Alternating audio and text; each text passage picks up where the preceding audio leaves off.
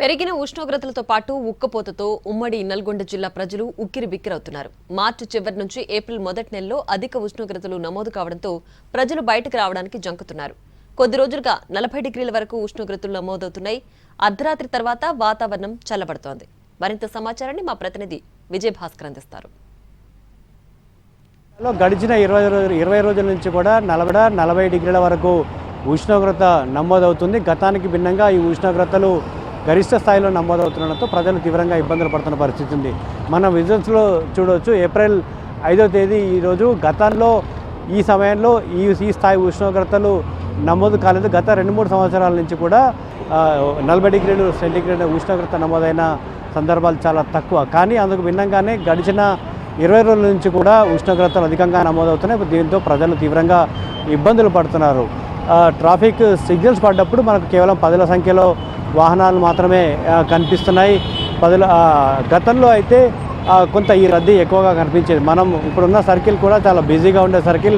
ఈ నల్గొండ జిల్లా కేంద్రం నుంచి విద్యా ఉపాధి ఉద్యోగ అవకాశాల కోసం కావచ్చు, టౌన్కి వచ్చే ప్రజలంతా కూడా ఈ సర్కిల్ గుండానే వెళ్తారు. సాధారణంగానే ఎప్పుడూ రద్దీగా ఉంటుంది. కానీ పరిస్థితి అందుకు భిన్నంగా ఉంది. ఇందుకు కారణం గరిష్ట ఉష్ణోగ్రతలు నమోదవుతుండడమే కావడంతో మధ్యాహ్నం సమయంలో ఎవరు కూడా బయటికి రావడానికి సాహసించని పరిస్థితి చాలా స్పష్టంగా కనిపిస్తుంది. గడిచిన 20 రోజుల నుంచి కూడా 39-40 డిగ్రీల ఉష్ణోగ్రత నమోదవుతుంది. గరిష్టంగా ఉదయం 8-9 గంటలకే 30 డిగ్రీల సెంటీగ్రేడ్ నమోదవుతూ క్రమంగా మధ్యాహ్నం 1-2-3 గంటల వరకు దాదాపు 40 డిగ్రీల ఉష్ణోగ్రత ఉంటున్న పరిస్థితి. సాయంత్రం మళ్ళీ 5-6 గంటల తర్వాత మాత్రమే క్రమంగా తగ్గుతూ 25 డిగ్రీల సెంటీగ్రేడ్కు తగ్గకుండా 24 గంటల పాటు అంటే 20 సెంటీగ్రేడ్ల ఉష్ణోగ్రతకు తగ్గకుండా 40 డిగ్రీల వరకు కూడా ఉష్ణోగ్రత నమోదవుతుంది. దీనికి తోడు ఉక్కపోతలు కూడా తీవ్రస్థాయిలో ప్రజల్ని ఇబ్బందులు పెడుతున్న పరిస్థితి ఉంది.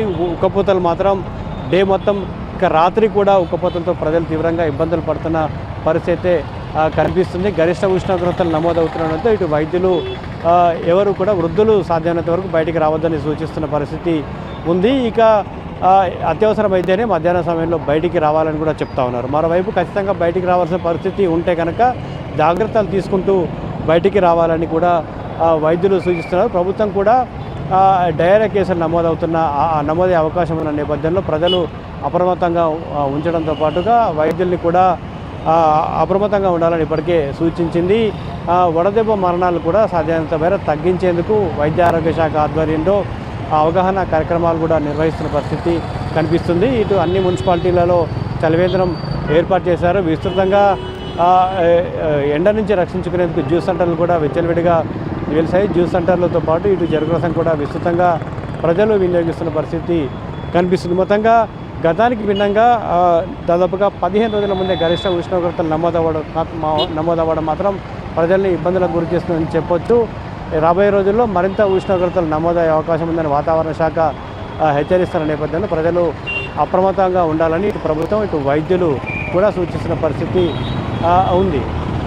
సాధారణంగా ఏప్రిల్ చివరి నాటికి ఉష్ణోగ్రతలు ఈ స్థాయిలో ఉండి మేలో గరిష్టంగా 46-47 వరకు గతంలో రికార్డ్ అయిన పరిస్థితి ఉంది. కానీ అందుకు భిన్నంగా ప్రస్తుతం గరిష్ట ఉష్ణోగ్రతలు నమోదవ్వడం మాత్రం ప్రజల్ని ఇబ్బందులకు గురి చేస్తుంది, ఆందోళనకు గురి చేస్తుంది.